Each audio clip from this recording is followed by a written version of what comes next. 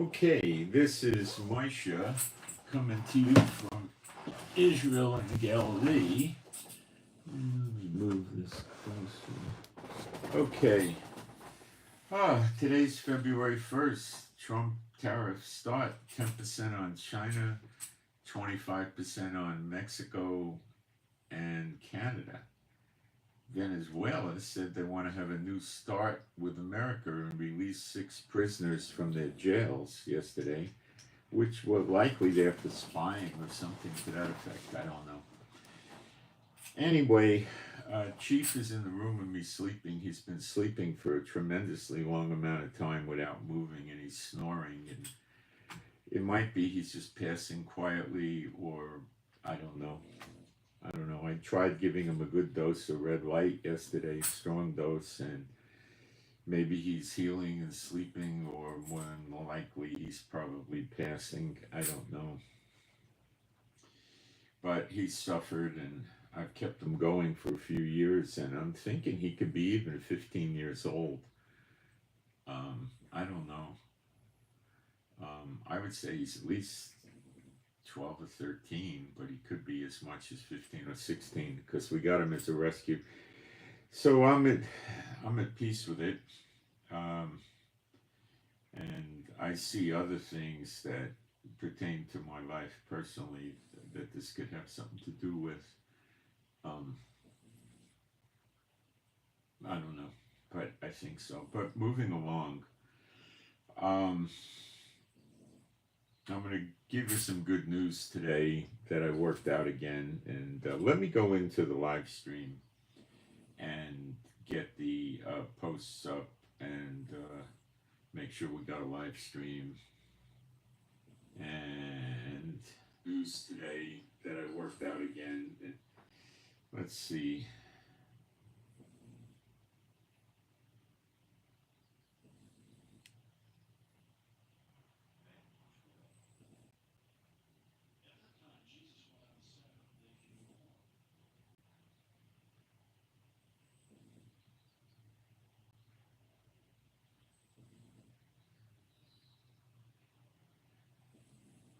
All right. We got sound and picture. People are coming in, and let me get my posts going.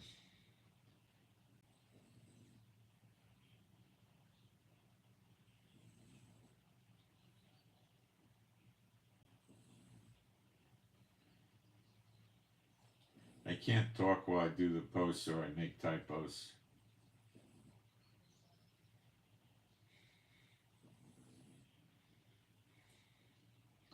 I gotta be careful when I type with these keyboards because my hands are huge. And when I say things on the air, I try to be careful.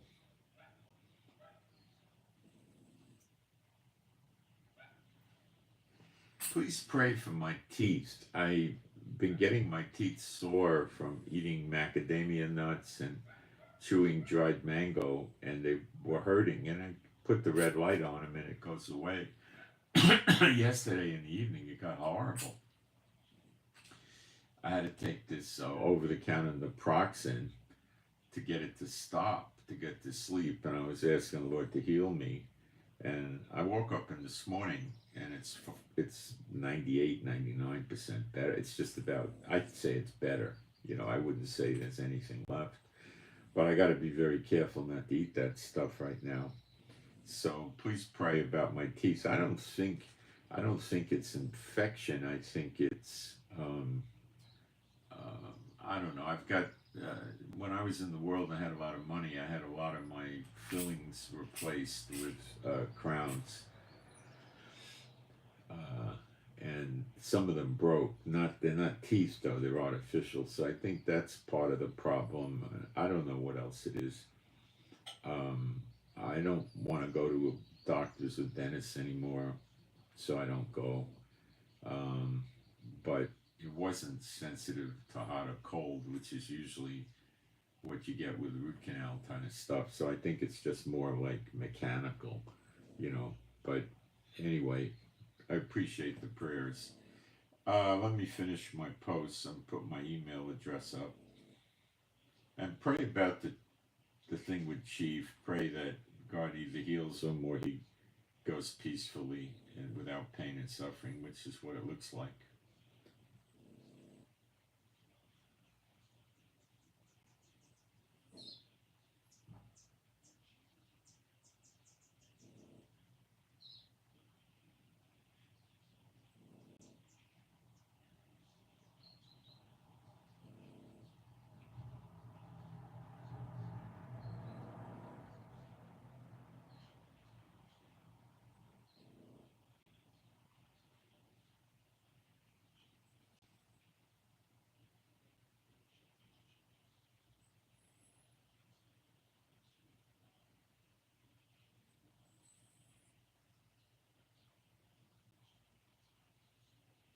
Okay, we're done. Let me do the praise. There is no God like Jehovah. There is no God like Jehovah. There is no God like Jehovah. There is no God like Jehovah. There is no God like Jehovah. There is no God like Jehovah. There is no God like Jehovah. There is no Messiah like Yeshua. There is no Messiah like Yeshua. There is no Messiah like Yeshua. There is no Messiah like Yeshua. There is no Messiah like Yeshua. There is no Messiah like Yeshua. There is no Messiah like Yeshua. Okay, so let's get started. Pray I could stay focused because I'm here with Chief and everything. And, you know, I was going to do the broadcast in another room, but the internet there, I don't know, I got to work on that. It's a different internet. I got to work on that. My wife's real upset about Chief, too. You know, so appreciate the prayers. Let's see if we have any prayer requests. I don't recall. I don't think we do, other than me. um,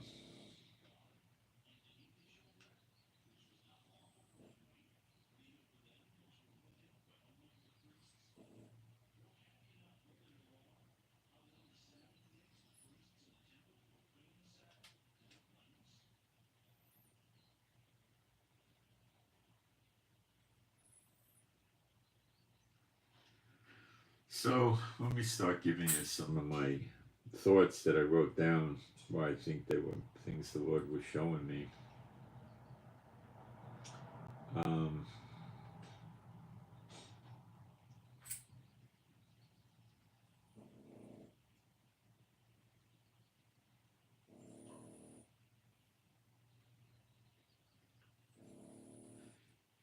if we're right with the timing of the months and the years, which I expect we are, in past years, I would use my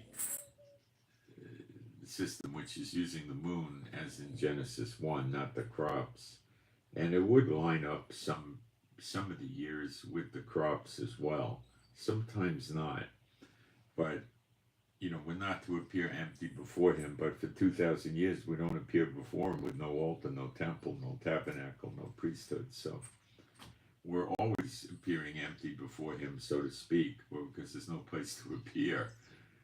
Okay, so January 30th in the evening, about 5:40 p.m., which is really the next day biblically, but let's stay with Gregorian to make this point because it's easier, okay? So the new year began. So the concern is the trumpet being blown on Yom Kippur to announce the year of redemption. I'm sorry, the Jubilee year, which is like a year of redemption. So, you know, there's debate, is that the sign that the next year is the Jubilee year, or is it a sign that we're coming towards the end of the Jubilee year? We're in the 7th month, so you better make sure you got everybody released, you know, their debts, and they get their land back, they're reunited with their families, etc., like Jubilee year, okay?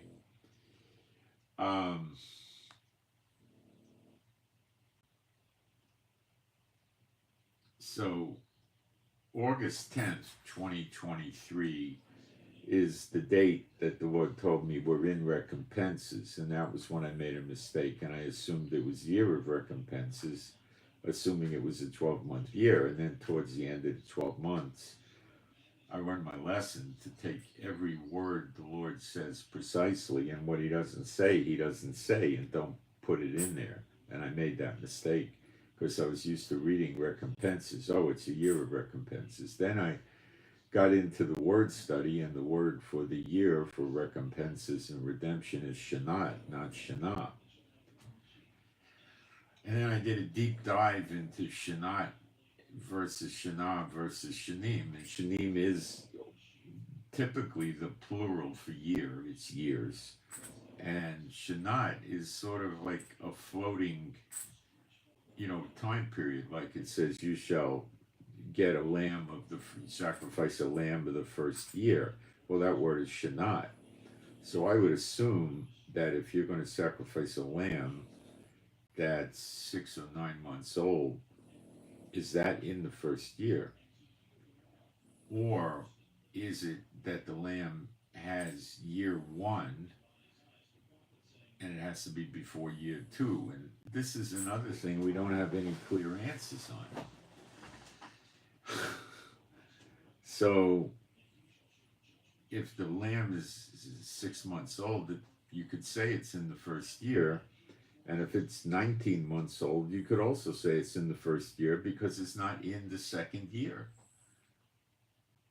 Correct me if I'm wrong. But we don't have clarity on this. And you can't trust the rabbis. So, what do? Well, the Shanat is not a literal 12-month year. Okay? So,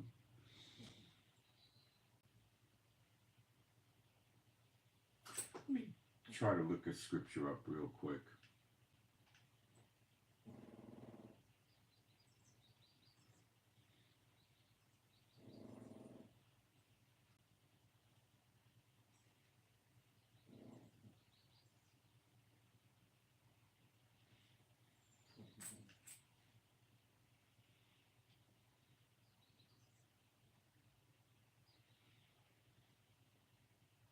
It's Exodus 29:38. Let's read it and see if we are missing anything.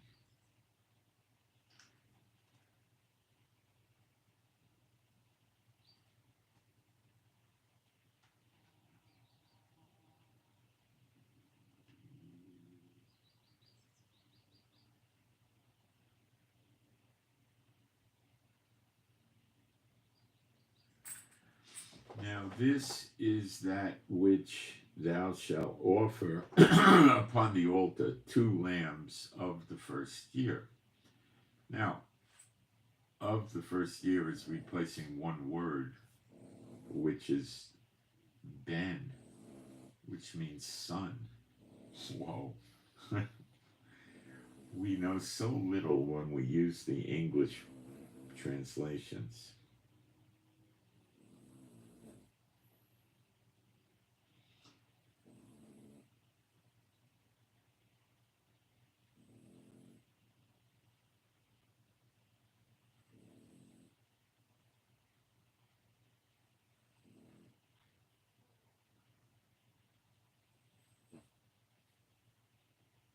Strong's has about 25 meanings for this word, which means he's not sure what it means in different contexts. How can this be Ben? It's Ben. And then it says Shanat, I believe, quite sure of that. I better check. And it says day by day, continually, but it really doesn't say that in the Hebrew. It says day. So it's saying Ben Shanat Yom. And then it says a word for continually.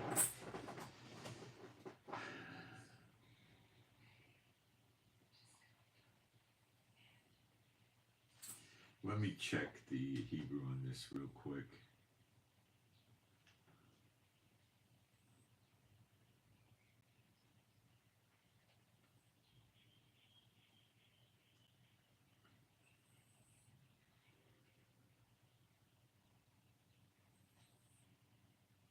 No, that's not the right.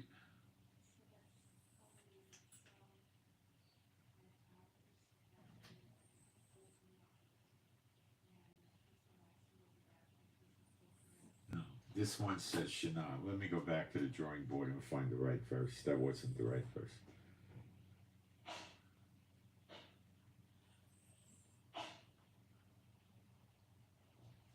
All right, I believe it's Exodus 12:5. Sorry about that.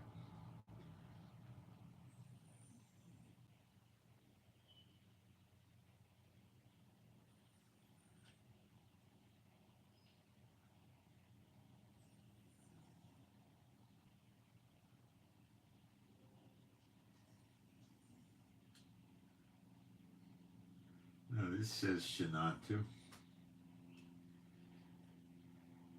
I found a place where it used the word Shanat, but can't find it easily.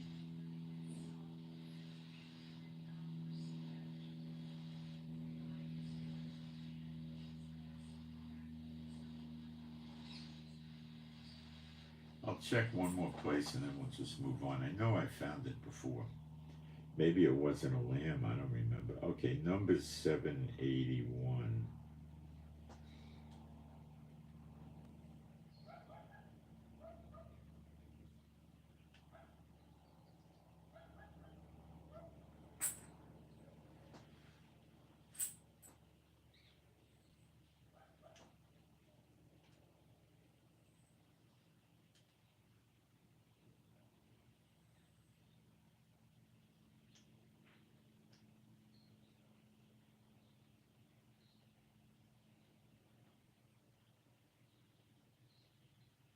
Yeah, it says it here. It says son Shanati. That would mean Shanat would be that special year word, and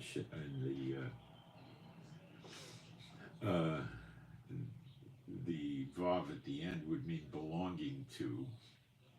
So it's a son belonging to the year.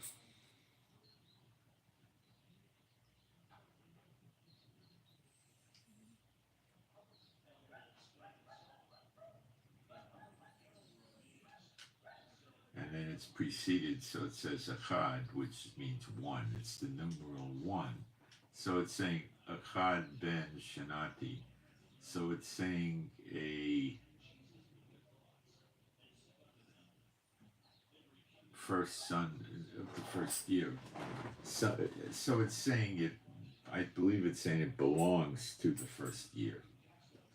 So that, is indeterminate. It doesn't say an elaboration on that. This is the problem. And the so-called churchianity scholars have never really dealt with this. I can't find it anywhere. And you can't trust the rabbis. So if you go to them, you're likely going to get something that's going to mess you up. Okay, let's keep going back where it was. So,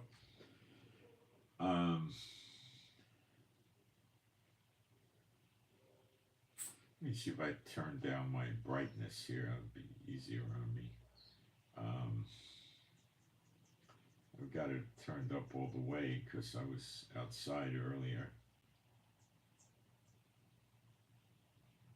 See how this works.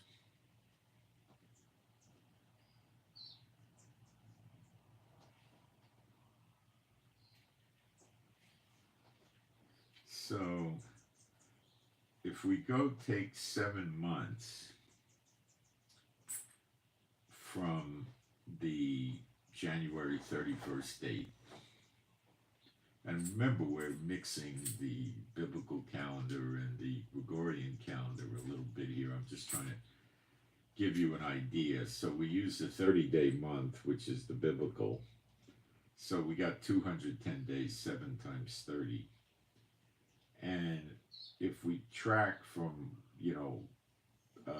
January 31st, 210 days, it brings us to August 28th of this year, 2025.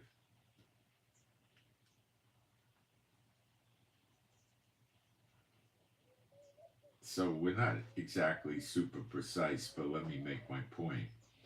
August 10th, 2023 was when he told it to me.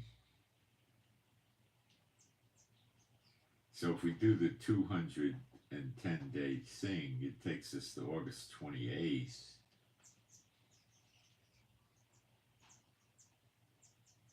Which would bring us into the second year. So the Shanat is no longer applicable because it's beyond the second year. So what I'm trying to tell you is this. Let me keep going though. Then you got to add on 10 days, for the 7th month beginning. And so if it's beginning August 28th and you add 10 days on, well, now you're into September. So the Yom Kippur theory of, let's say, okay, the trumpet is going to blow on Yom Kippur, which I'm going to show you why that doesn't make a lot of sense either. But the trumpet blow on Yom Kippur is the priest blowing the trumpet. And it's actually a shofar, a ram's horn. But it would be way past anything I can reckon for Shanat. So I think we have to discard that theory. Does that mean that the year of redemption and the Jubilee year are not the same year? It does not. We're talking about Yom Kippur and blowing the trumpet now. Okay. So that, I believe, arithmetically, we could set it aside. Okay. If there's, some fluctuation in the days or something like that, or, we're still way off. So that theory is really, I think, firmly not anything valid. So you don't have to start planning on waiting for September the 7th. Well, the 7th month should hit in September. You don't have to start waiting for that because it's not anything that holds water as I see it. Okay, because once you get into the second year, so we're still on a fast time track is what I'm trying to tell you, which I think is good news to most of you, me too. Okay, so I asked God, why is this taking so long and it's so hard for all of us? And the answer I got was rather unexpected. It came back to keep us humble because we know what's coming around the corner. We know everlasting life. We know the head of the nations. We know all this stuff. Maybe the churchianity doesn't, but we do.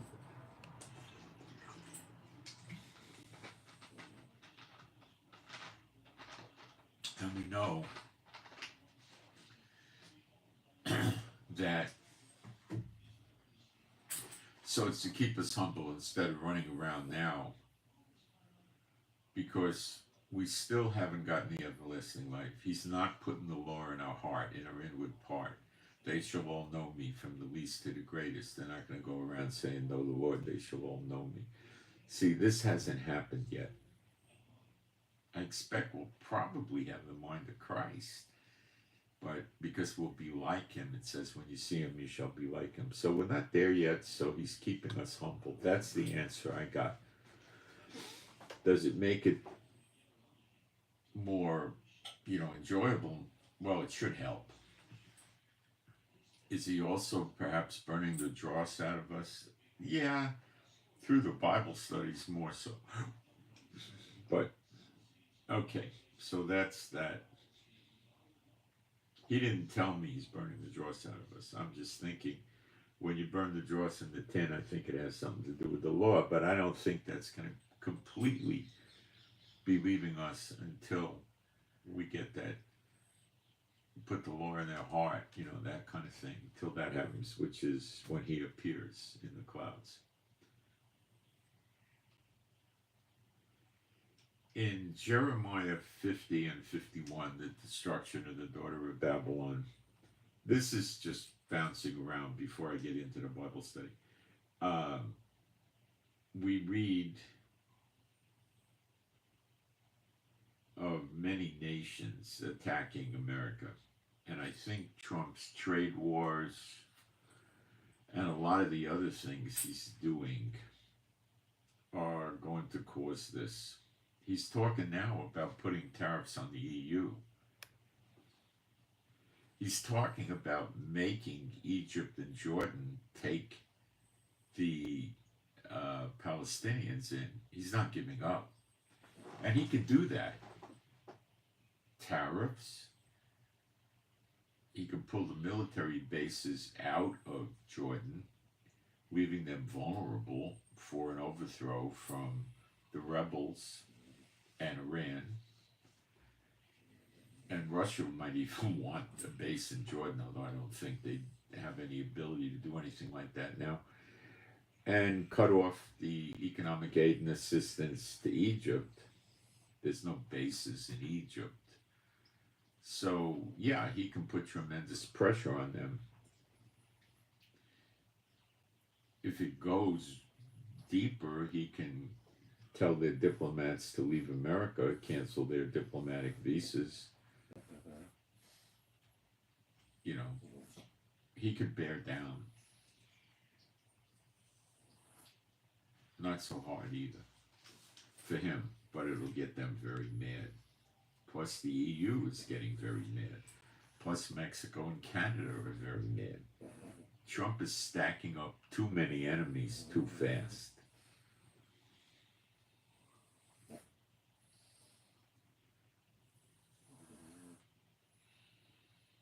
Is Trump really trying to destroy America like Biden? I don't think so. I don't think so. He has too many investments there. He's got too much. He's trying to make America the dominant world power. That's what he's trying to do.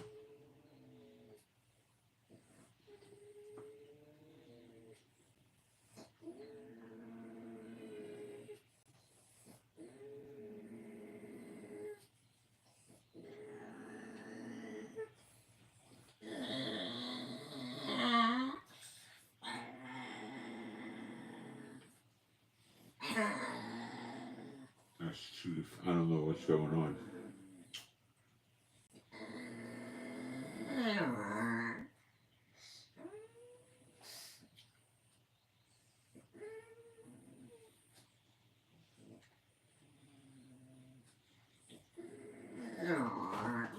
What he could do with Europe is he could make them get, visas every time they come here. No more 10-year visas.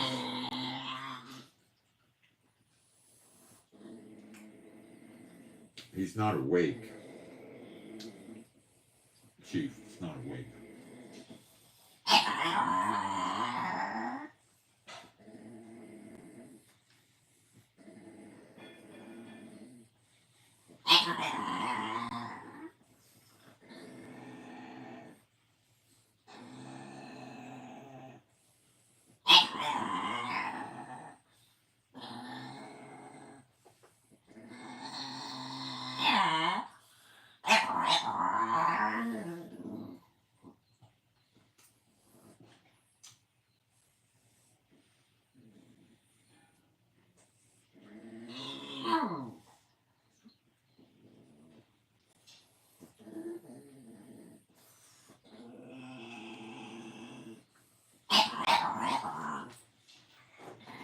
I think it's time to move to another location, guys. I think he's going to another stage here. I don't want to upset him. He was peaceful before I was here, so I'm going to relocate.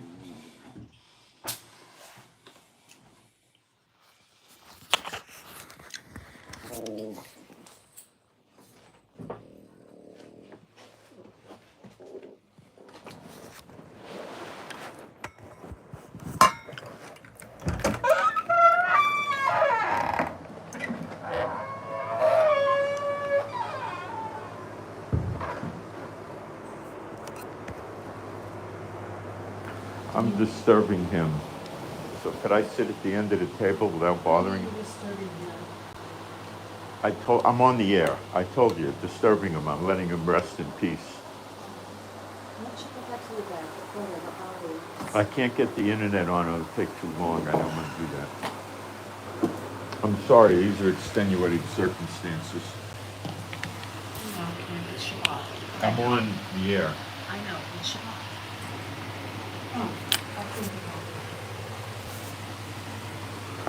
Hang on a minute, guys. I gotta get something to prop this up.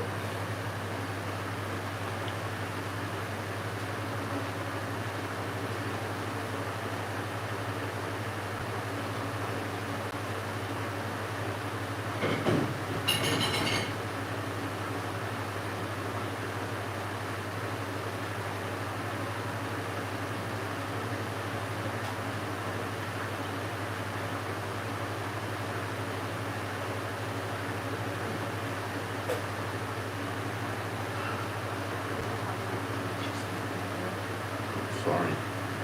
I won't be on that long.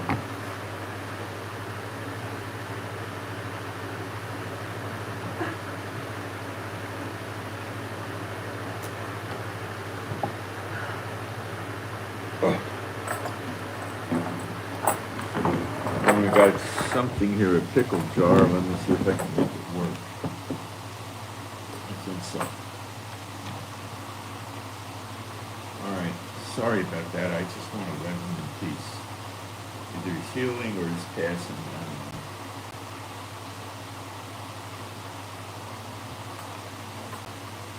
know. One of our friends wants to say hello. I don't know if you can see her. That's Mommy. All right. I upset my wife because she's sitting here and working, and she's probably going to do a broadcast of her own in the evening and getting ready, so. All right. So, Trump's making too many enemies too fast. He fired all of the six most important people in the FBI, the highest ranking officials, he just fired. And he got rid of the heads of a lot of the field offices, like the guy that runs the FBI office in Chicago or Miami or whatever. I don't know how many field offices and how many, but he's got a bunch, I think.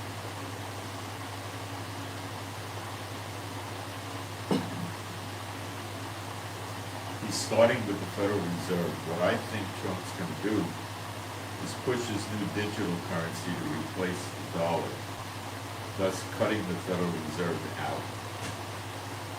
So he just makes digital dollars, digital currency units, and he doesn't have to pay the Federal Reserve for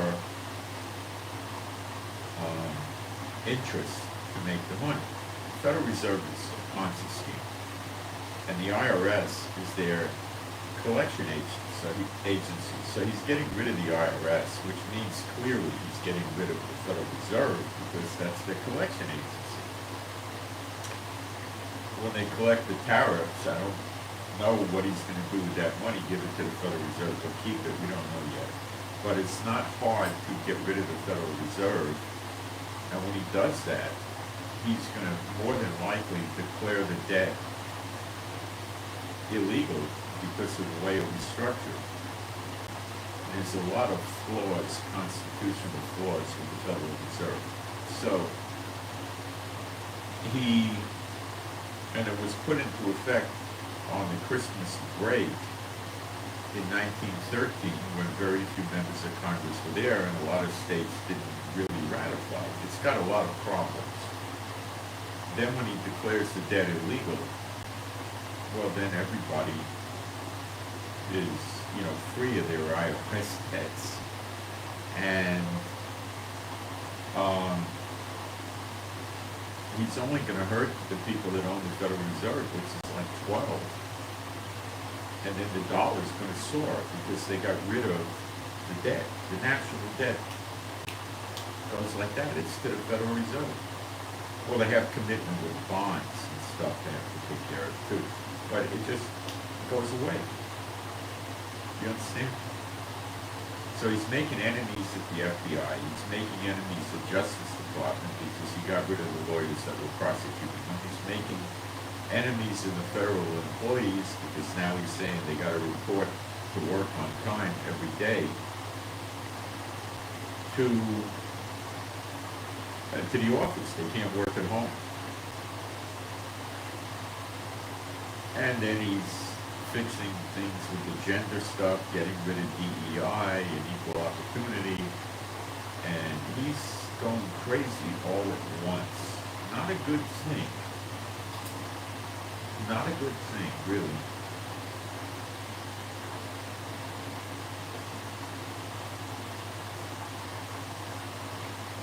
So it would not be hard to get rid of the Federal Reserve. And he's irritating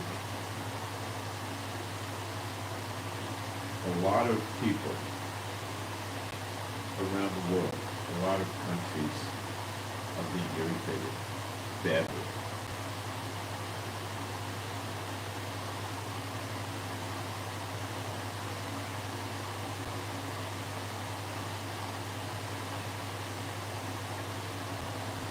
Including people in the federal government. And this seems to me to open the door for ruler against ruler in Jeremiah 50:51. He's going to get the country divided, the LGBT thing, the abortion thing, the transgender thing, the military, there's only two sexes. I mean, he's going crazy. He's opening up gun control. They're going to have reciprocity so people that live in Texas can carry in California and New York. That's going to make these people in California go completely crazy. And other places. So he's going nuts. The ceasefire deals in Lebanon are falling apart.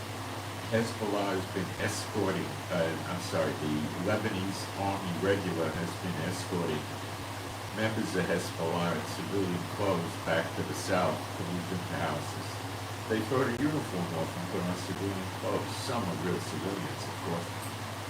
And this is in violation of the ceasefire. It's in diametric opposition to it. If they're maintaining the 60 days is over, now we can move back. And it's supposed to go till February 18th now. So this thing is held together by spit and bubble gum. And the thing in Gaza is violations on both sides all the time about the ceasefire with hostages mostly and other things. And that's being held together by spit and bubble gum too. So it's very, very tenuous what's going on right now with these ceasefires. The Israelis put a bracelet on the wrist of the terrorist prisoners that they released yesterday.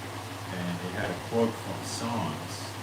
I can't remember the actual psalm, but it had words to the effect that God will get his enemies, revenge his enemies. And they put that on them. They attached it on the bracelet. So if that's not irritating things, I don't know what it is.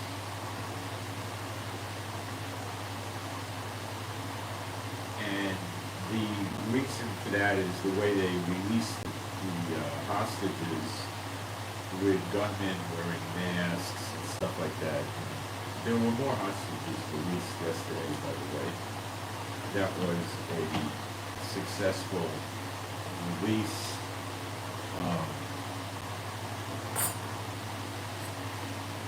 So that's a positive, I would guess.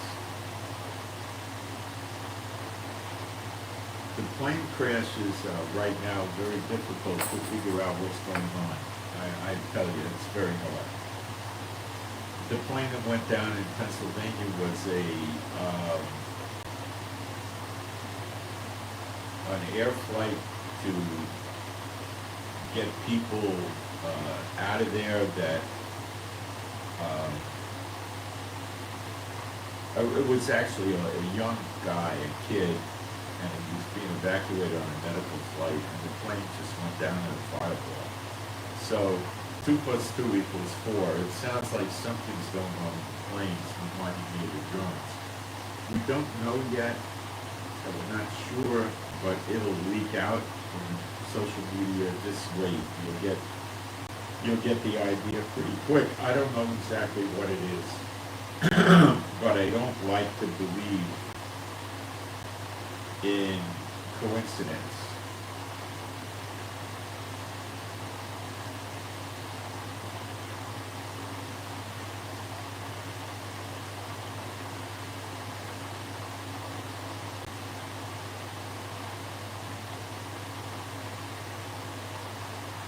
So something's probably going on there, and it may continue.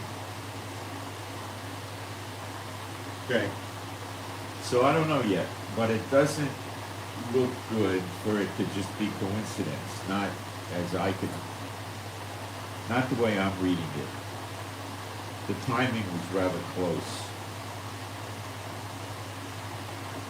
Okay. Let me go back and continue.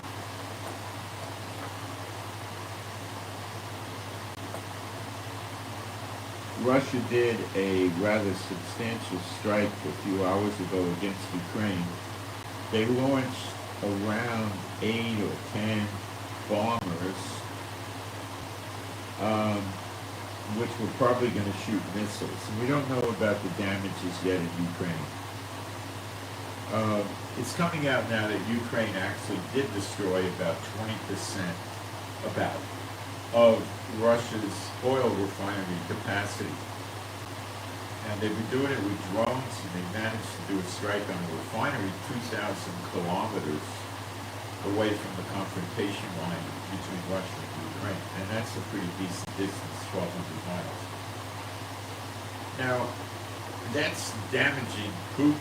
If it gets double, let's say to 40%, that's going to really hurt Putin badly.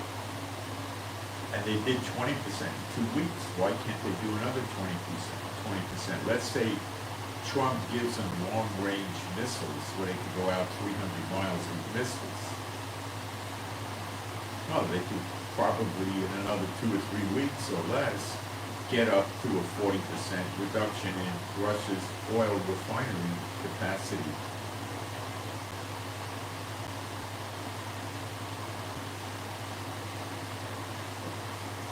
And that's going to cripple Putin more than he already is crippled. I don't know what the attack from a few hours ago resulted in. It'll probably come out in a little bit of time later today. I don't think he wiped Ukraine out or anything like that, but he probably caused significant damage, and he's trying to get them to stop hitting his oil refineries. Now that helps Trump with BRICS. The two big sellers of oil of BRICS are Iran and Russia, right? Okay. So Russia's capacity is down 20%. Say they knock it down another 20% or 30%. Well, that's a lot less oil Russia can sell to BRICS off the U.S. dollar. And then Trump got to deal with Iran, which he's going to do. Maybe he's trying to sufficiently weaken Russia before he attacks Iran. But I'm not so sure he's waiting, because Netanyahu's going to be with them on Tuesday. Today's Saturday.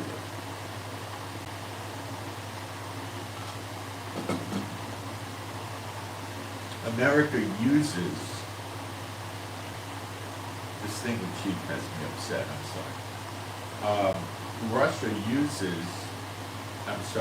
America uses Ukraine as a proxy to get Russia. Now, Ukraine has a vested interest in this, and yes, Russia started it. And Iran started it with their proxies, and Israel has a vested interest, and Trump's going to use Israel as well. And I think I told you that Trump's releasing, maybe I didn't, the 24,000 rifles that Biden held up because there was a fear Ben Gvir would distribute them to civilians in the West Bank and other places in Israel that need them. These are assault weapons, military. I don't know which model. And now Trump's going to release them, but Ben Gvir resigned from the government, so he's not a security minister, so I don't know what will happen. With the rifles, Netanyahu would probably never distribute them to civilians.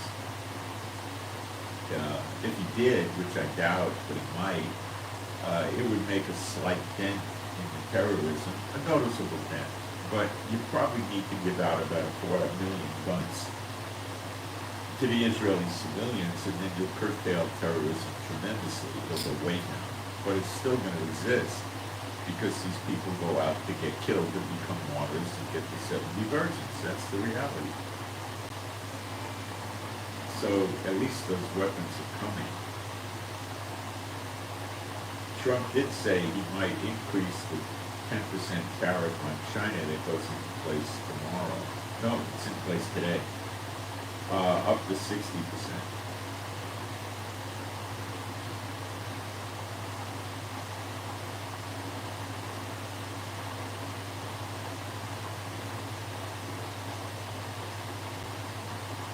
There is still no talk of stopping the Palestinian Authority from giving stipends of about $3,200 a month to the families of dead terrorists or terrorists in prison while they're in prison. And if they're dead, the stipend goes on as long as they're alive, apparently. Now, Smotrich, who's our economic minister, tried to stop this, and Biden was not letting him stop it. You see, Israel collects the tax revenue for the Palestinian Authority and then turns it over to them. So Smotrich was just going to start grabbing money from the tax money. If they gave $1 million, which I just picking a number out of thin air, to the terrorist families, then he would cut $2 million out of their budget. This has to stop because it clearly promotes terrorism. The young kid terrorists, which most of them are young, they become heroes to their families, they become martyrs, they're deceived. And if you didn't have these stipends, it would be harder for them to recruit terrorists because they go out and they just get killed. So what does that do for their family? This way they make their family a hero. You know, if you're living in the West Bank and you're getting $3,200 a month, I guess it's like having $10,000 US dollars a month in America. So they live well. And there's no talk about getting rid of that, and I don't know why Trump hasn't gotten here yet. Maybe he thinks there's enough tensions right now in the West Bank. I don't know. But nobody's talking about it. Netanyahu's not, and Smotrich isn't. So I don't think they're moving on this right now. They got other fish to fry, I guess.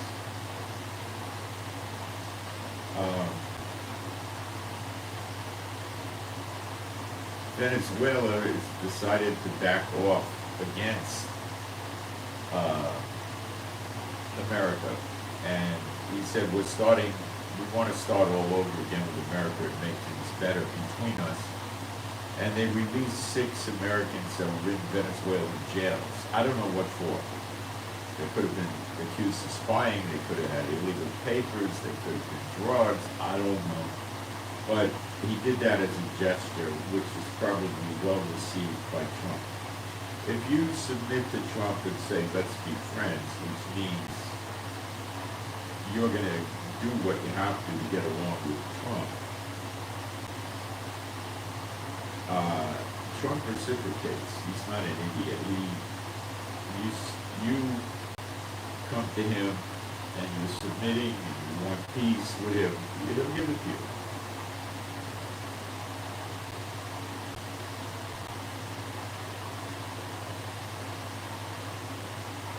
All right, that's the thoughts I had. Now we'll go through the Bible.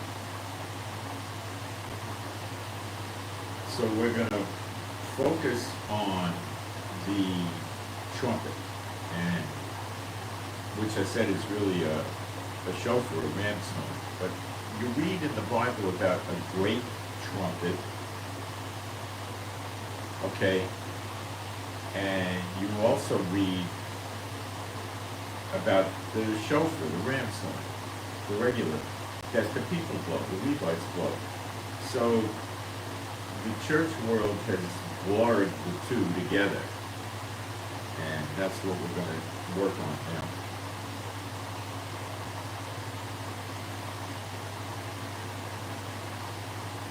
So we're going to go to Revelation 8 and 9, the trumpets, and I'm going to interpret that for you.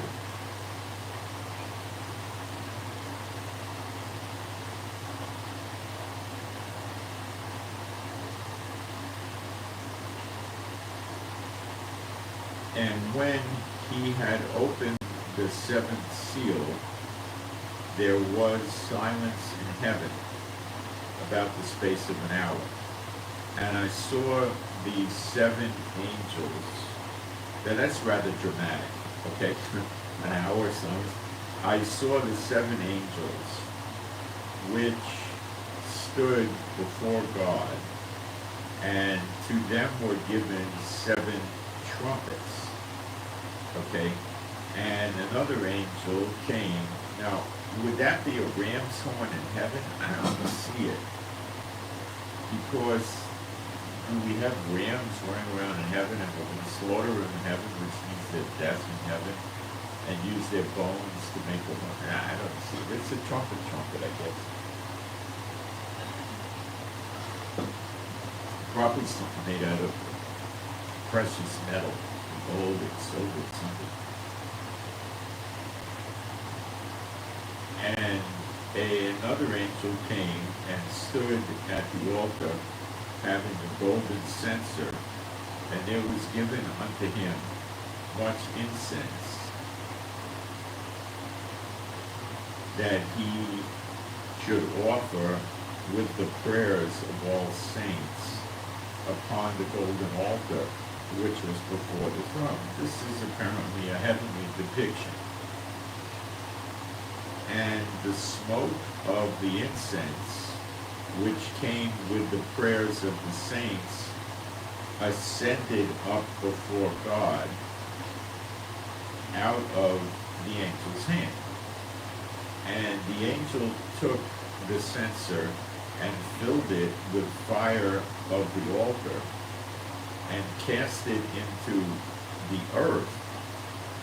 And there were voices and thunderings and lightnings and an earthquake. Now, we don't really understand much about how something like that could be thrown down to earth and cause all these effects, but we just take it for granted because it's in the Bible. But it's very difficult for us to understand the mechanics of this, okay?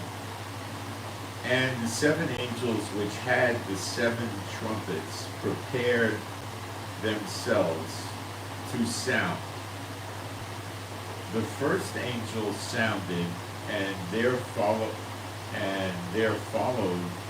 hail and fire mingled with blood, and they were cast upon the earth, and the third part of trees was burnt up, and all green grass was burnt up. Okay, let's keep going. And the second angel sounded, and as it were, a great mountain burning with fire was cast into the sea, and the third part of the sea became blood. Now, I don't know if this is what this is, but it's reminiscent of, the Lord stating that the daughter of Babylon would be a burnt mountain. But this mountain is not picked up and thrown into the fire. Now I'm hearing chief barks. I don't know what's going on. And the third part of the creatures which were in the sea and had life died, and the third part of the ships were destroyed. And the third angel sounded, and there fell a great star from heaven, burning as it were a lamp, and it fell upon the third part of the rivers, upon the fountains of waters. And the name of the star is called Wormwood, and the third part of the waters became wormwood, and many men died of the waters because they were made bitter. Now this is not the times of Zechariah 12, obviously. Okay? And the fourth angel sounded, and the third part of the sun was smitten, and the third part of the moon, and the third part of the stars, so as the third part of them was darkened, and the day shone not for a third part of it, and the night likewise. And behold, and I beheld and heard an angel flying through the midst of heaven, saying with a loud voice, Woe, woe to them, to the inhabitants of the earth, by reason of the other voices of the trumpets of the three angels that are to sound. I believe we're talking the tribulation, Gog and Magog days here, not what's coming upon us right now in Zechariah 12 and redemption. No. Revelation 9. And the fifth angel sounded, and I saw a star fall from heaven unto the earth, and to him was given the key of the bottomless pit.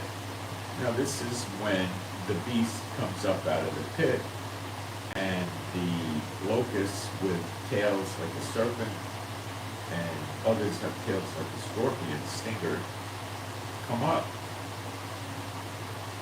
This is your tribulation era, your Gog and Magog era, okay?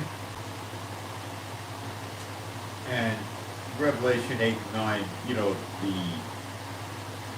church publishers, the ones in the private sector that make Bibles and things like that, they create the chapter numbers and the verse numbers. It's a continuous thing, the way it was written in the scroll.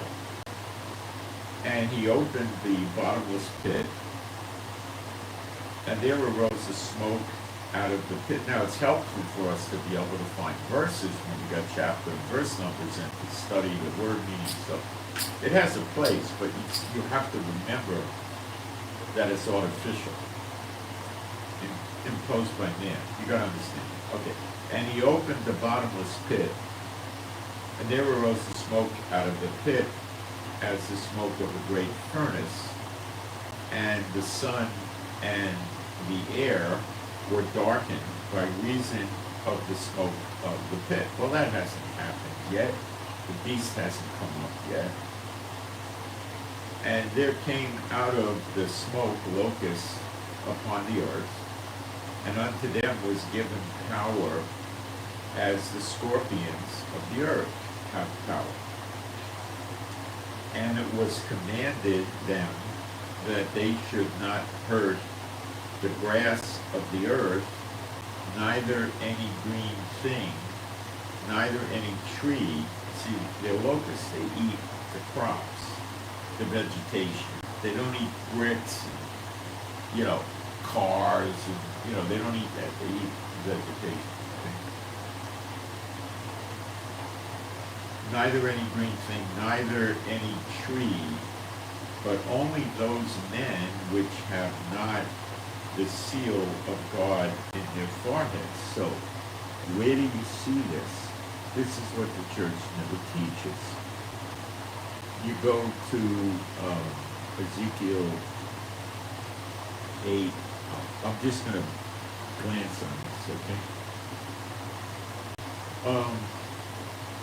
We'll pick it up in verse 3. And he put forth the form of the hand and took me by a lock of my head, and the Spirit lifted me up between the earth and the heaven, and brought me in the visions of God to Jerusalem, to the door of the inner gate that looketh towards the north.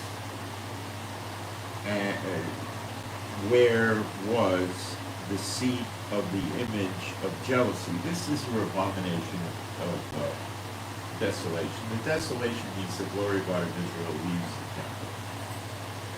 So the offerings and all that stuff, which provoked the jealous. And so this is the same, it's talking about the same thing, the abomination of desolation in Daniel talking. This is the garden of God, beginning of it, the start of it, okay? And behold, the glory of the God of Israel was there, according to the vision that I saw in the plain. Now, the church generally is completely ignorant of who the glory of God is, but it's actually a personality here, you could say. And then it's an angel. Then said he unto me, Son of man, lift up thy eyes now the way towards the north. So I lifted up my eyes the way towards the north, and behold, northward at the gate of the altar. See, the altar in the next temple is in the inner courtyard, and there's an outer courtyard, and there's a gate connecting the inner to the outer. When you study the architectural layouts of the previous three temples, yes, there were three, they're in the Bible. Solomon's temple, which the glory of God went into and anointed it with the glory of cloud, then left. Next was Zerubbabel's temple, which didn't even have inner and outer courtyards. Solomon's temple did not have an inner courtyard and an outer courtyard connected into north nowhere. Neither did Zerubbabel. The glory of God of Israel never went in Zerubbabel's temple. And Herod's temple did not have this layout either, with the gate from the inner courtyard to the outer at the north. It's the next temple, and that is inhabited by the glory of God of Israel. He lives there. That's why it's called the house built without hands. So I lifted up my eyes the way towards the north, and behold, northward at the gate of the altar was this image of jealousy in the entry. So this thing, the abomination of desolation, is not in the holiest of holies. It's not even in the temple. He said, furthermore, unto the Son of Man, seest thou what they do, even the great abomination that the house of Israel, abominations, plural, that the house of Israel committeth here, that I should go far off from my sanctuary. But turn ye yet again, and thou shalt see greater abominations. And then he brought him to the door of the court. I'm just going to try to go through this quickly. And he digged, and he went in, and he said unto me, Go in and behold the wicked abominations that they do here. So the word abominations here is clearly not intended to mean just unclean food or touching and menstruating a woman or, other things, okay?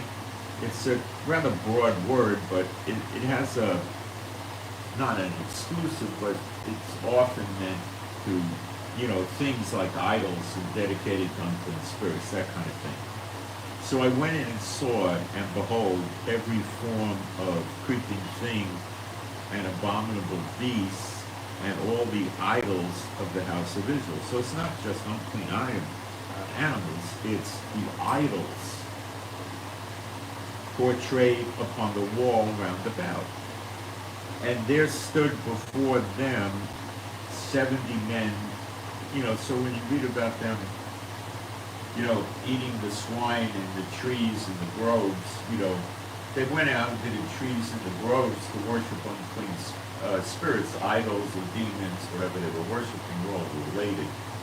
So it wasn't just the swine, it was both things. And it's like here, it's not just the abominations of the animals on the wall, it's also pertaining to the idols.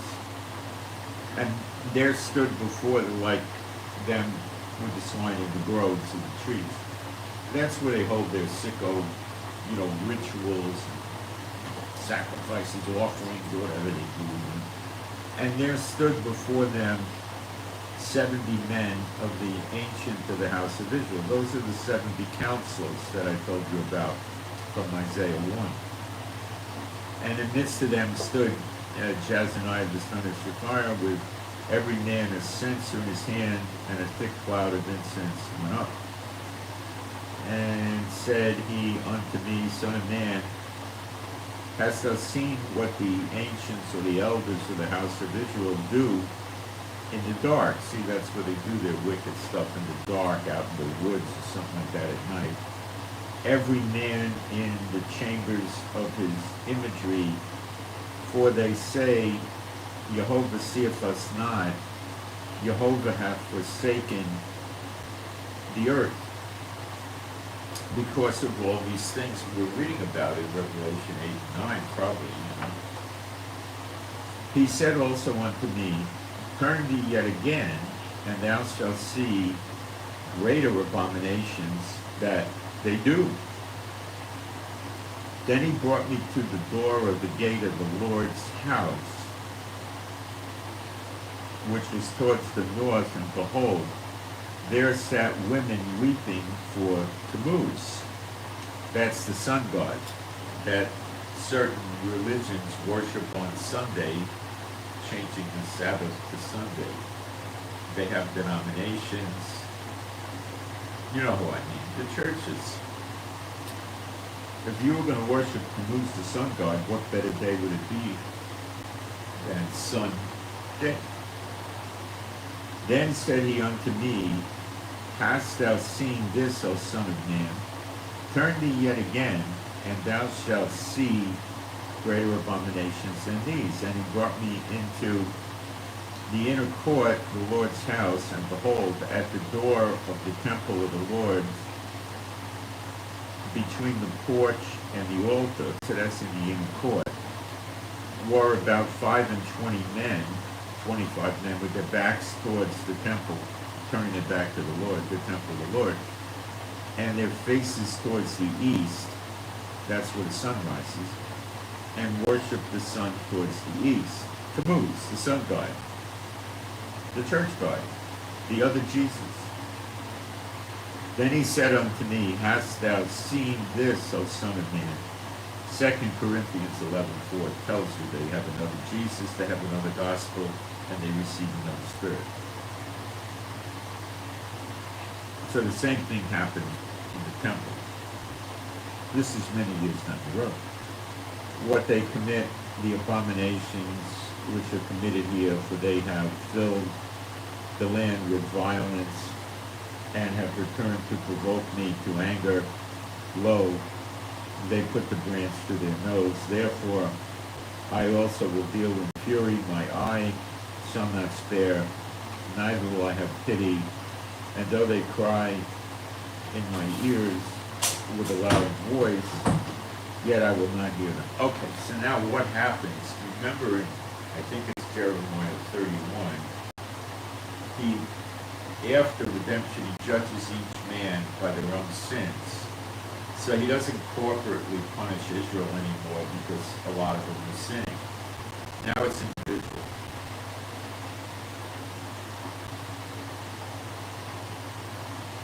Then in verse 2 of 9 it says, Behold, 6 men came from the way of, well, it starts, He cried also in my ears with a loud voice, saying, Cause them that have charge over the city to draw near, even every man with his destroying weapon in his hand. And behold, 6 men came from the way of the higher gate, which lieth towards the north, and every man a slaughter weapon in his hand. And one man among them was clothed with linen, with a writer's inkhorn by his side, and they went in and stood beside the brazen altar. So they were in the inner courtyard. And the glory of the God of Israel, which is probably Michael, because God put his name Jehovah in him, Exodus 23, verse 20. And the glory of the God of Israel was gone up from the cherub whereupon he was to the threshold of the house. He's in the process of leaving the temple. He's calling it a house because he lives there. And then he stands on the Mount of Olives. Okay, when you see the Mount of Olives split open, it's not Yeshua doing it, it's the glory of God of Israel. The threshold of the house, and he called to the man clothed with linen, which had the writer's inkhorn by his side. And the Lord said unto him, go through the midst of the city, Jerusalem, through the midst of Jerusalem, and set a mark upon the foreheads of the men that sigh and that cry for all the abominations that be done in the midst. So they get a mark on their forehead. Now the word for mark can often mean name. Like in the 1800 movies with the westerns, Davy Crockett or something like that, you know, some guy would join the army or something, they'd say, put your mark here, put your signature here, put your name here. Or he'd buy a piece of land, put your mark here. He'd buy a herd of cattle, put your mark here. See what I'm saying? So they say mark, people think it's like an X. It could be God's name, Jehovah, it could be. Or some other mark. And I think it's God's name. And to the other he said, in my hearing, go you after through the city and smite. Let not your eyes spare, neither have you pity. Slay utterly old and young and maids and little children. So nothing bad happens. Because it says, but come not near any man upon whom the mark is the mark. And begin at my sanctuary. Then they began at the ancient men which were before the house. Okay? So you see this manifested in, I didn't know I was going to be doing this today. Maybe I knew a little bit, but anyway, we'll go through it. Zechariah 14 is God, oh my God, it's called the great day of the Lord, or the day of the Lord. Behold, the day of the Lord cometh, and thy spoils shall be divided in the midst of thee. For I will gather all nations against Jerusalem, all heathen nations, to battle. And the city shall be taken, and the houses rifled, and the women ravished raped. And half of the city shall go forth into captivity, and the residual of the people shall not be cut off from the city. The residual of the people not cut off from the city are those that had the mark placed in their forehead. Nothing bad happens to them. In Zechariah 12, they don't invade Jerusalem. It's a surrounding siege. They don't rape the women. They don't loot the houses. They don't capture the people and sell them off into captivity or slavery or ship them out of Israel. None of this happens. This is not Gog and Magog. I mean, this is not Zechariah 12. This is Gog and Magog.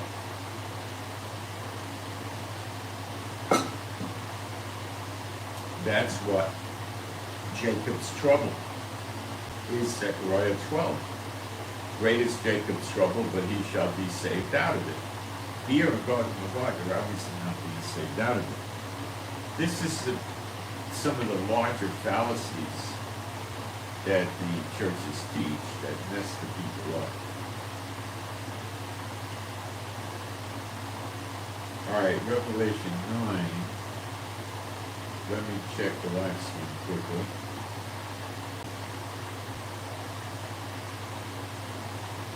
No, we don't have many people here today.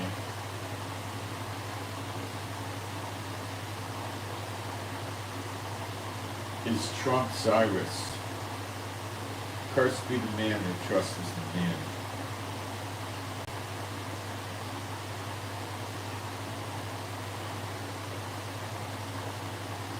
All right.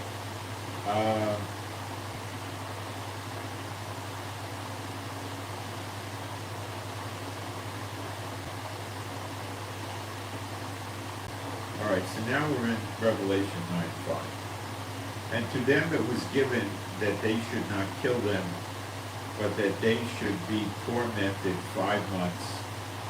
And their torment was as the torment of the scorpion when he striketh. Now, in Luke 10, if I could get the right verse.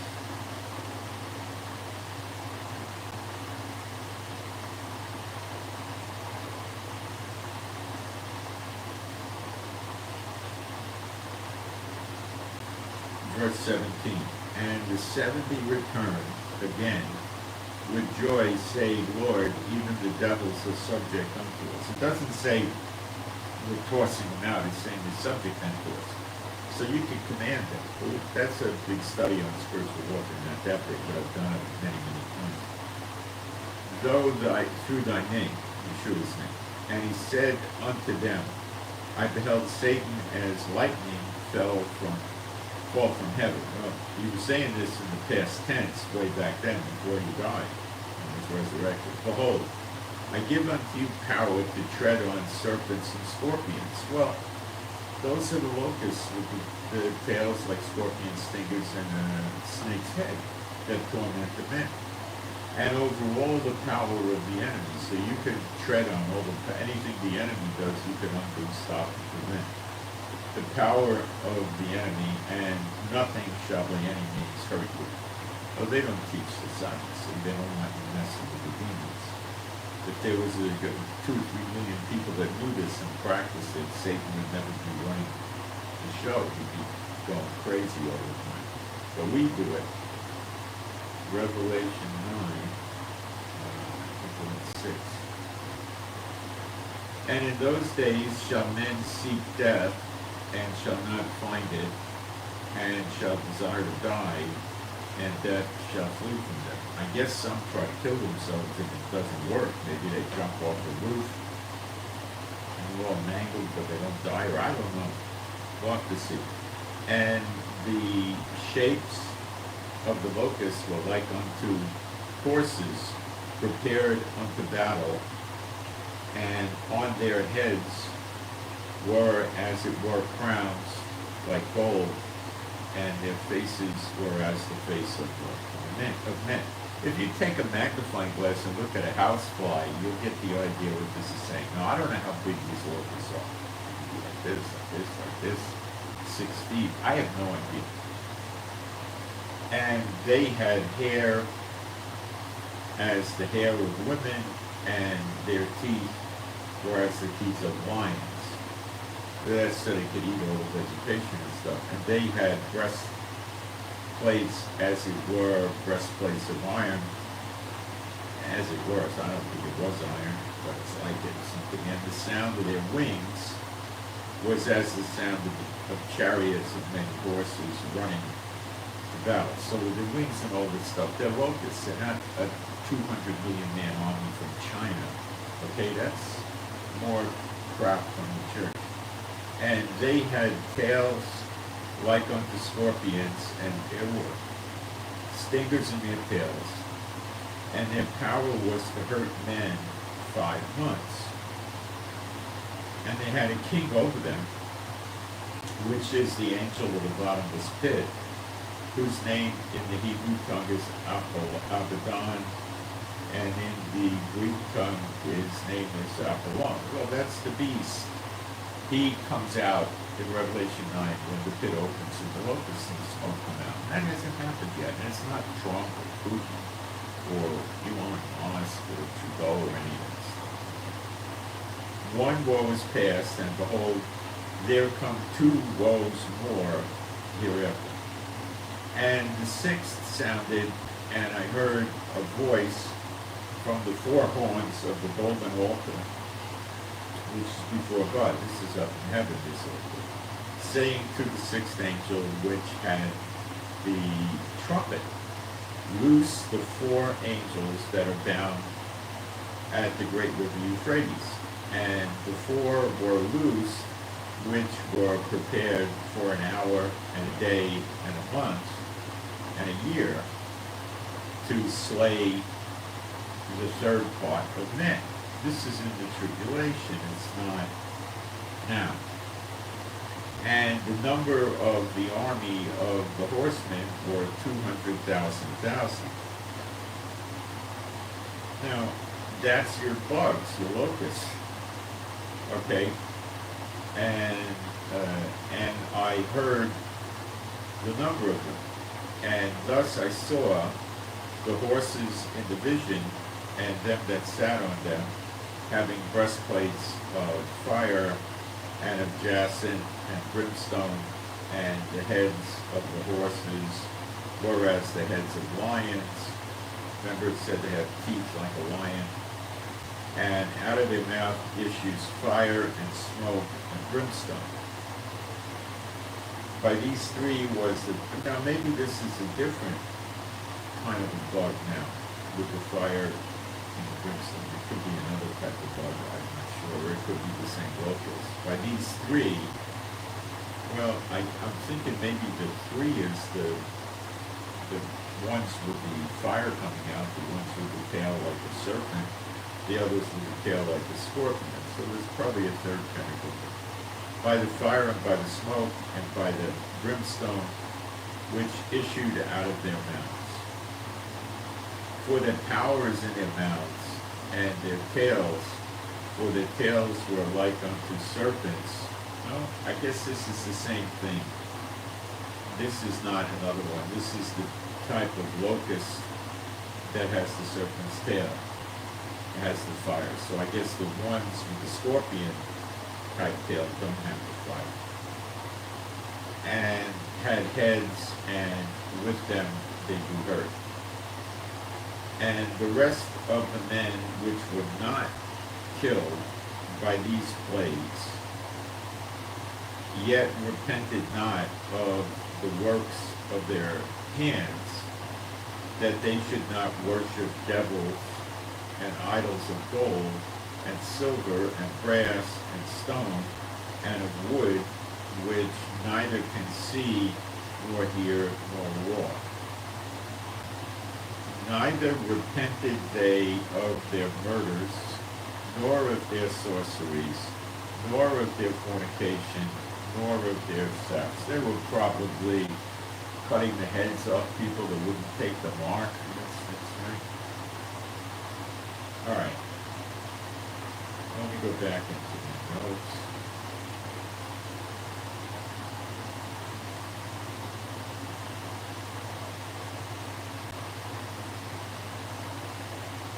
Let's go to Revelation 11:15. Revelation 10 is predominantly about the seven thunders and things like that, I believe.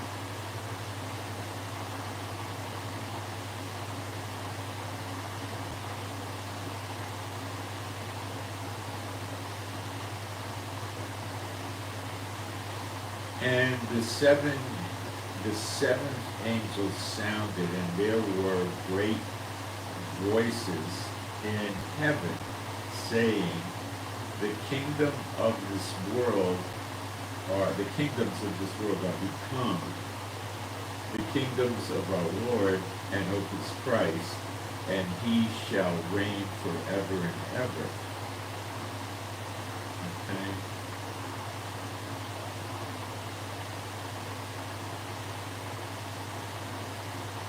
And the 24 elders which sat before God, their saints' seats fell upon their faces and worshiped God. See, when the angels sounded, it's the trumpet. Okay?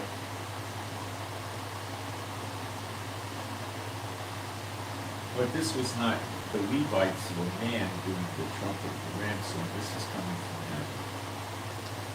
Okay? And that is announcing the return of Yeshua to earth.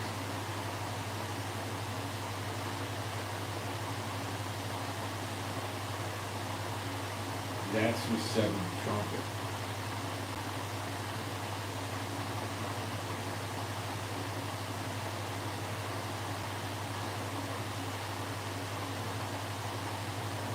Let's look at Ezekiel 33, 1 to 6.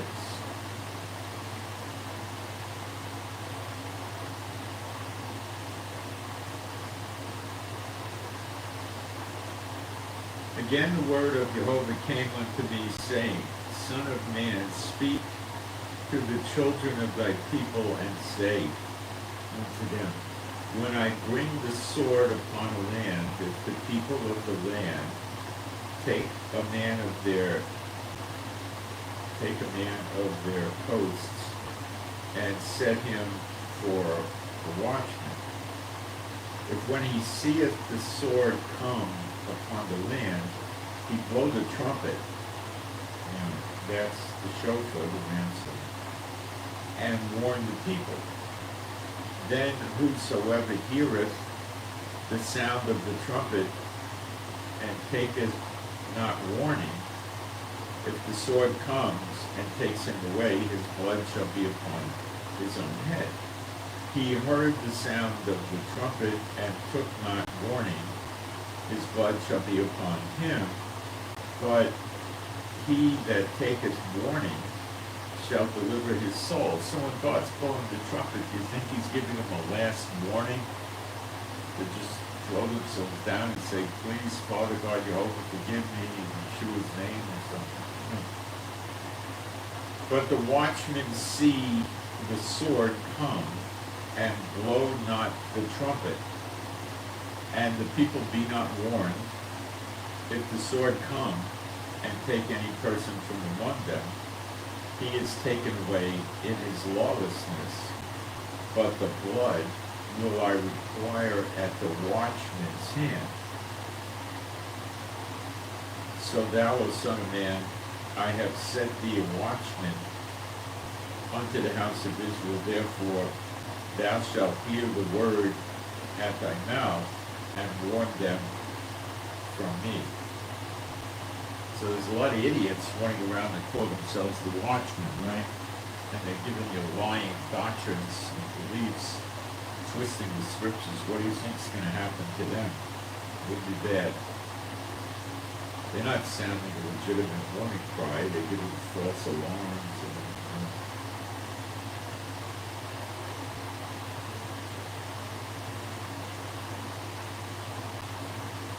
Now, let's go to Psalm 81, verse 3.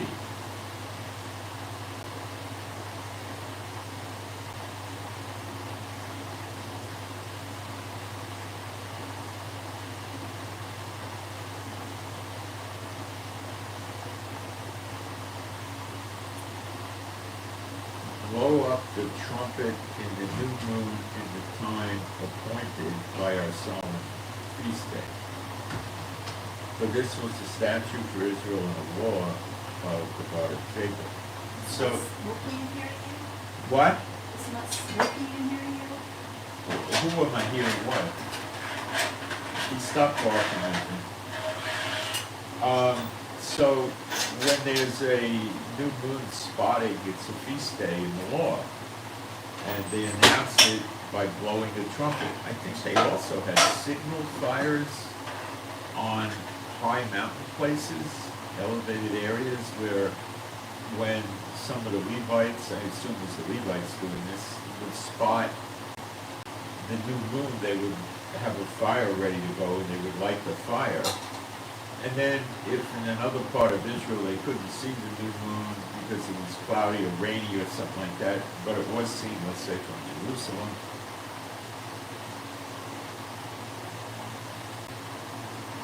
they would see the other guy's fire, the other Levi's fire, and they would light their fires, and so fires would be lit all over Israel, and it would be a feast day, and they would also blow the trumpet. Now this trumpet is not the trumpet, the great trumpet. This is man's shofar, ram's horn trumpet. So when you read the great trumpet, that's not this, that's coming from heaven. You gotta understand that. Which I believe is not really taught in Christianity. I wish it was, but it's not.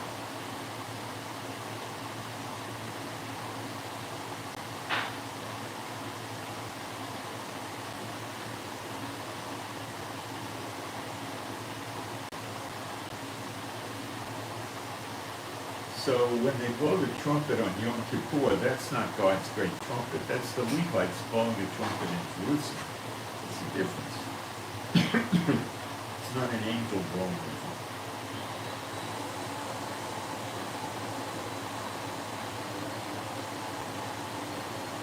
Leviticus 25:9 gives us more look into the trumpet.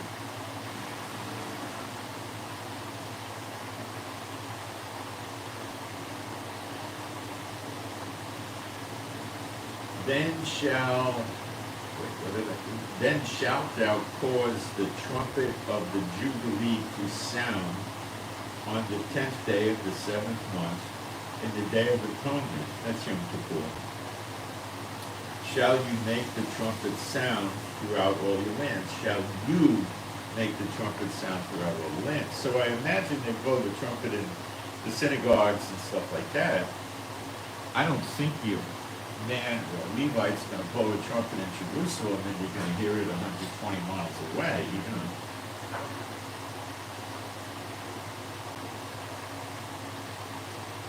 Okay, so that's man's trumpet, the ram's horn, the shofar, not the great trumpet, which is in heaven. But this was man's trumpet for the new moon feast.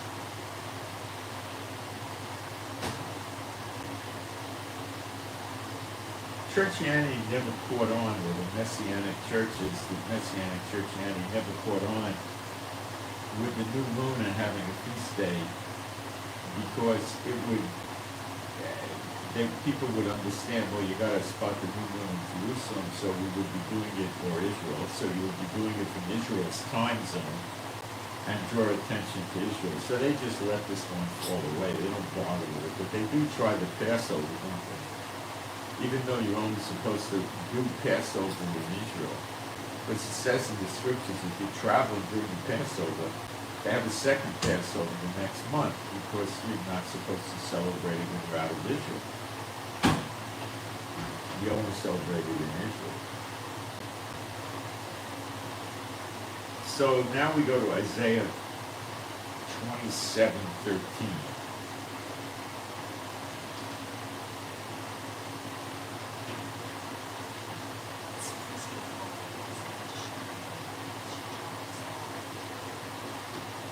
And this one reads like this, Isaiah 27:13.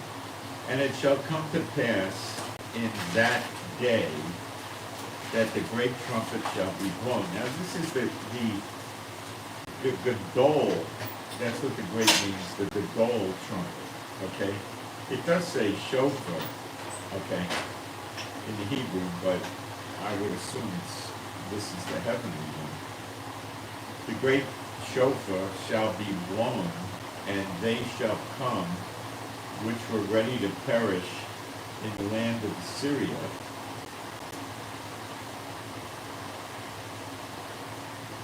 and the outcasts in the land of Egypt. Syria, outcasts in the land of Egypt, and shall worship Jehovah in the holy mountain and Jerusalem.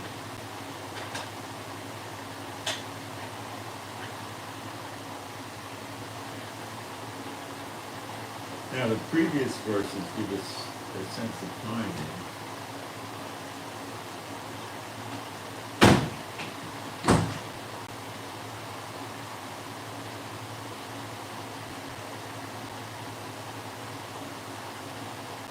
Like in verse 12 of Isaiah 27, and it shall come to pass in that day that Jehovah shall beat off from the channel of the river unto the stream of Egypt, and you shall be gathered one by one, O you children of Israel. This is the next great Exodus. And it shall come to pass in that day that the great trumpet shall be blown, and shall come, and they shall come which were ready to perish in the land of Assyria, and the outcasts in the land of Egypt, worship the Lord. So this is the next great Exodus. I don't believe this happened yet.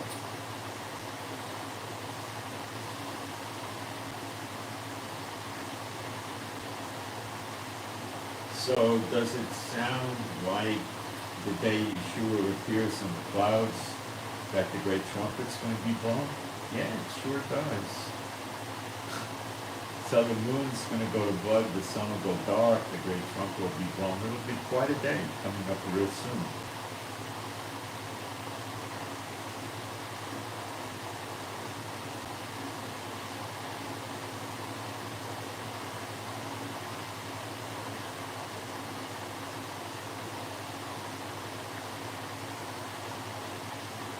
Now, let's go to 1 Corinthians 15:51.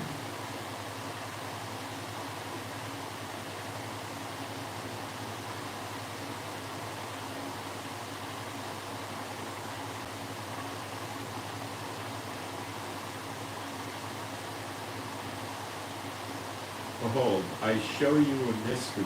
We shall not all sleep, but we shall all be changed.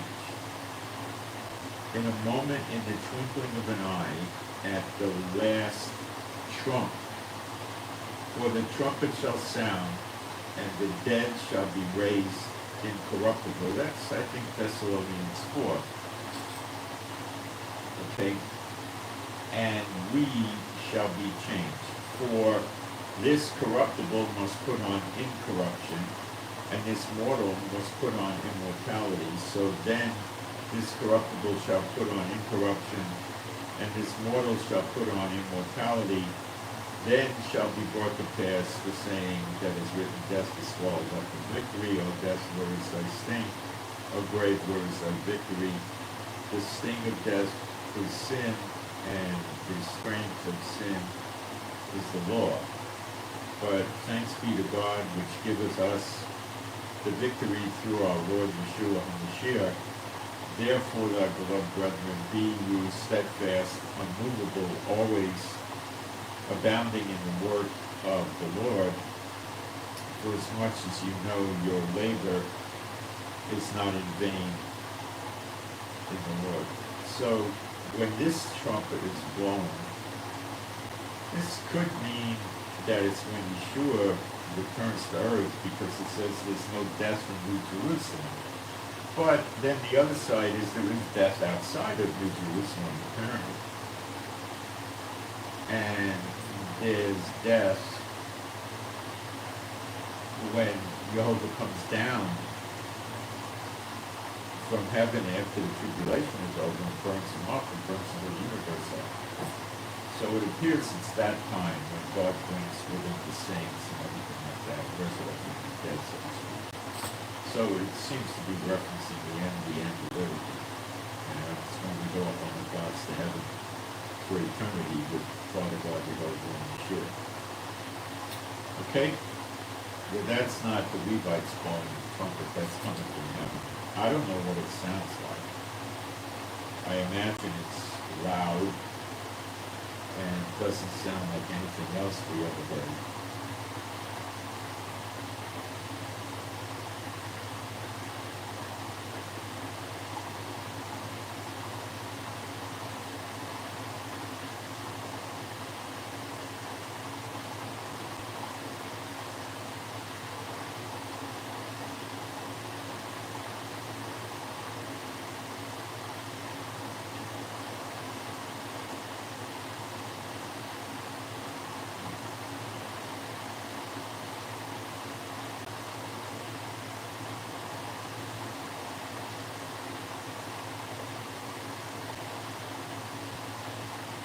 Now, Zechariah 9:14. And the Lord shall be seen over them. Remember, Yeshua comes in the clouds, seated on the right hand of the tower, which is Father God, Jehovah. You'll see both of them. They both come. And his arrow shall go forth as the lightning, and Adonai Jehovah shall blow the trumpet, and shall go with whirlwinds of the south. Jehovah of hosts shall defend them, and they shall devour and subdue with slingstones. So this is the actual appearing, not the return of the Lord. And he blows the trumpet then. So when you study the prophecies, you have to be very careful as to what trumpet is being blown from heaven or on earth. And the enemies of God's people do try avidly to twist this as much as they can.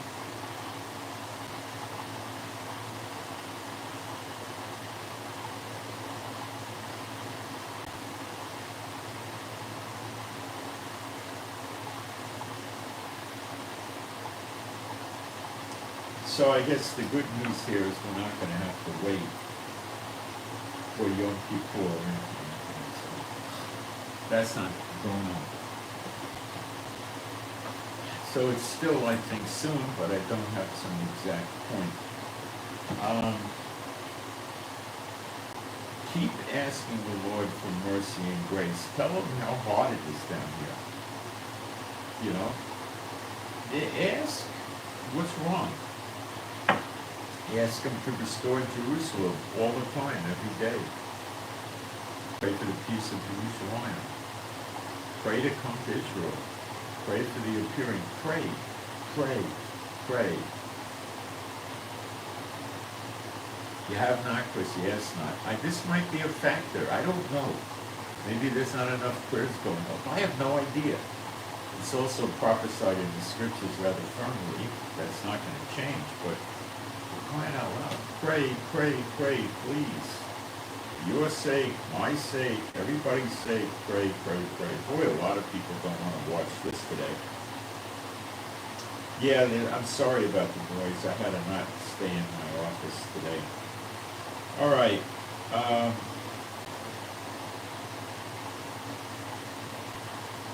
That's what I got for today. So please keep the prayers going for Chief, that either he get healed or he passes quietly. And videos, pray for the peace of Jerusalem, and pray that the Lord moves this, and not just that he gives us the knowledge of when it is. Pray that, ask him that it happens. Say he's not going to get mad at you. Say we don't know when it happens. We're not sure on the day, or but please speed it up. We're having a hard time. Everybody I know is having a hard time. Okay?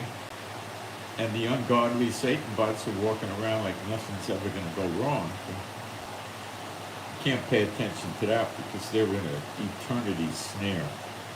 So pray for me and my wife Rivka for our peace, safety, protection, joy, and healing. Pray for Chief. Pray for our animals and pets to be happy, healthy, and whole. They're all rescues.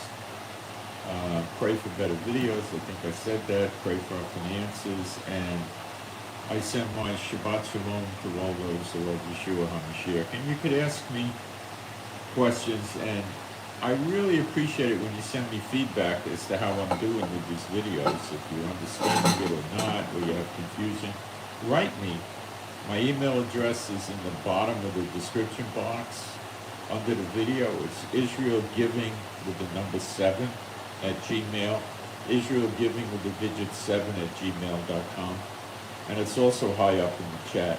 Israelgiving7 at gmail.com. I really like hearing them. You could hear from you. You could ask questions too. That's what I got, and I'm out. Thank you.